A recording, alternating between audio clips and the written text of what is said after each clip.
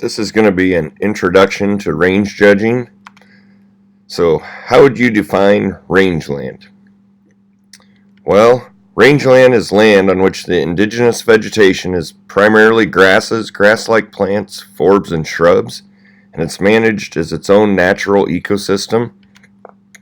And more simply and more commonly, we refer to this as pasture land.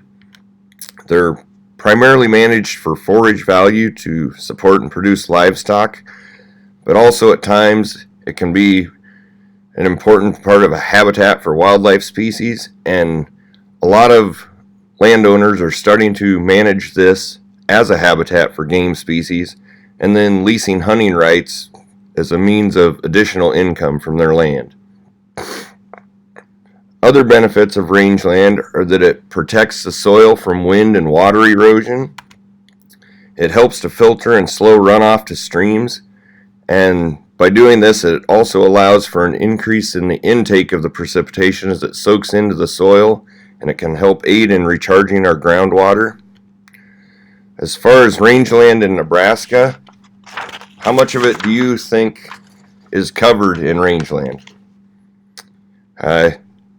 You might be surprised to find that 45 to 46% of the state, or nearly 23 million acres of Nebraska's 49.5 million acres, are rangeland, and the only category that actually exceeds this would be cropland. It's about 47%, and due to the high percentage of rangeland and cropland, that's what makes Nebraska the top beef producing state. So why do we do range judging? Range judging is done to help show the importance of range management, and the starting point for management decisions is the ability to be able to identify the range plants and knowing the characteristics and benefits to this. It can be a lot of fun. You get to be outside a lot doing it, and there's chances to go compete against others in contests, meet lots of new people. And then it also could come in useful in college or even in your future career. Okay, first of all, we're going to look at the different types of range plants. First one of these being grasses. Grasses have jointed stems and nodes. They're often hollow between these nodes. The veins in the grass will actually run parallel in their leaves, and their leaves are in two rows. Here you can see the parallel veins in the leaf, and then a node within a grass. Some examples of grasses would be big blue stem, little blue stem, our state grass, and side oats grama. Second type of range plant would be grass-like. Grass-likes are solid stemmed, not hollow. They don't have any nodes at all, and they're parallel veins still in their leaf. There's two different types of grass-like plants. We have sedges, which have edges, and then they're kind of a triangular, and you can actually feel this when you roll the stem of the sedge in your hand. And the other one would be rushes, which are round. So the stems are round when you roll them. Another type of range plant that we see is forbs. Forbs have net-like veins. The leaves can be of various different shapes. Above ground growth is going to die back each year, and then they're going to regrow from either a seed or the roots. And these are often referred to as broadleaf plants. Some of them considered a lot of forbs. You'll hear people call it a weed, but since some of them are really excellent forage value, forb is a much better term to use than weed. Some examples of those would be prairie coneflower, purple prairie clover, western ragweed, goldenrod, or heath aster. Some common ones that we might see when we go looking. And the last of the types of range plants would be shrubs. Shrubs have woody stems. They're going to stay alive from one year to the next. They're not going to have to regrow from seeds. Their new growth is going to start above ground from the woody part.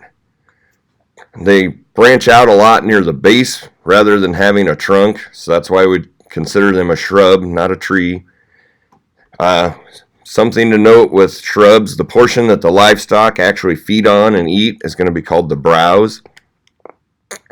Here's a common one that we would see was lead plant. Then especially out west you see a lot of yucca and snowberries or buckbrush. We also need to note and study the different lifespans of plants. We have annuals, live only one growing season, and they have to restart from a seed each year, mature until they produce seeds, and then they're going to die off. And some examples of annuals would be your annual sunflowers and Japanese brome. Next we would have biennials. Bi meaning two, so they live for 2 years. During the first year, they're going to flower in their second year. During the first year, they're going to grow really small, low to the ground, in what we often call kind of a rosette stage. And then in the second year, they're going to shoot up a stem and probably flower.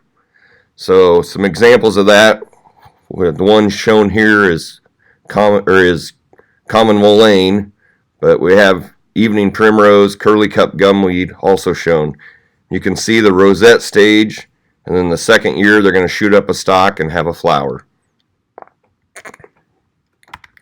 Perennials, these would be things that live from year to year, produce leaves and stems for more than 2 years from the same plant. They're just going to keep growing back from the roots, or as the shrub, keep growing back from the woody part.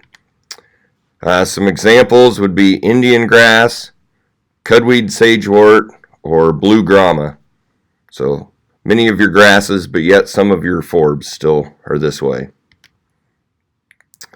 We also have to look at the origin of the plant. We have 2 different origins. Native, which would be plants that are part of the original vegetation of North America.